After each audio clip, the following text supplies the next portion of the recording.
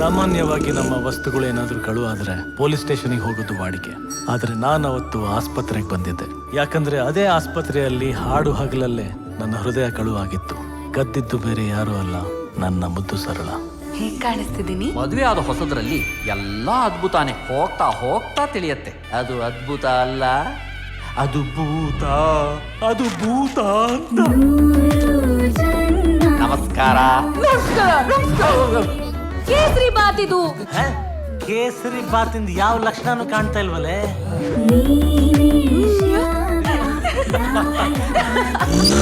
ದೇವ್ಯಾನಿ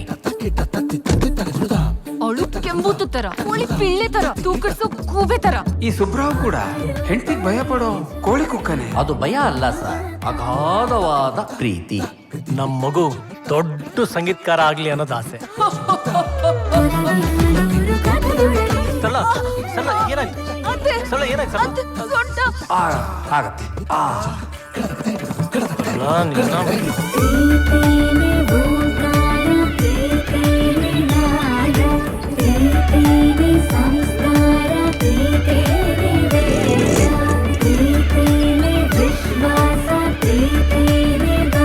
ಗಂಡಸರು ಹಡಿಯಕ್ಕಾಗಲ್ಲ, ಅದು ನಮಗಿರೋ ಶಾಪ. ಹೆಣ್ಣು ಹಡಿಲೇಬೇಕು, ಅದು ಅವಳಿಗಿರೋ ಘೋರ ಶಾಪ. ಭಾರತ ಹಾಗೂ ಪಾಕಿಸ್ತಾನದ ನಡುವೆ ನಡೆಯುತ್ತಿರುವ ಯುದ್ಧ 13ನೇ ದಿನಕ್ಕೆ ಕಾಲಿಟ್ಟಿದೆ. ನಾವು ಲೈಟ್ ಹಾಕಿದ್ರೆ ದೇಶದಲ್ಲಿ ಸಿಟಿಗಳು ಎಲ್ಲೆಲ್ಲಿವೆ ಅಂತ ಪತ್ತೆ ಮಾಡಿ ಶತ್ರು ವಿಮಾನಗಳು ದಾಳಿ ಮಾಡಬಹುದು ಅಂತ ಪ್ರಿಕಾಷನ್. ಸರಳಗ ಅದು ಹೇಗೆ ಸಾಧ್ಯ?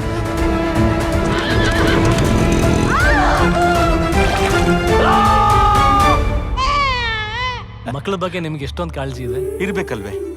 ಅವ್ರು ನಮ್ಮ ದೇಶದ ಭವಿಷ್ಯ, ನಮ್ಮ ಆಸ್ತಿ, ನಮ್ಮ ಶಕ್ತಿ ಅಲ್ವೇ?